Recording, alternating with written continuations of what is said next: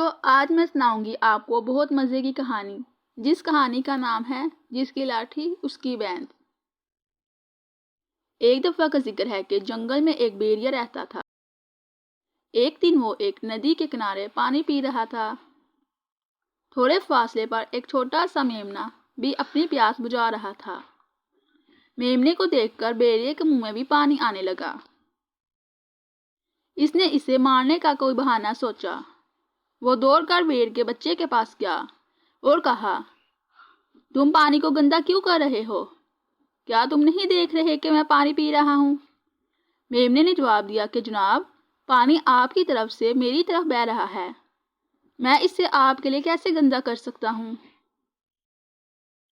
بھیڑیے نے ایک اور بہانہ ایجاد کرنے کا سوچا اور سختی سے پوچھا کہ تم نے پچھلے سال مجھے کیوں گالی دی تھی؟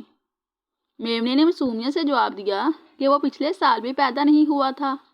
بھیڑیا غصے سے دھاڑتا ہوا بولا کہ پھر یقیناً تمہارے باپ یا تمہاری ماں نے مجھے گالی دی ہوگی۔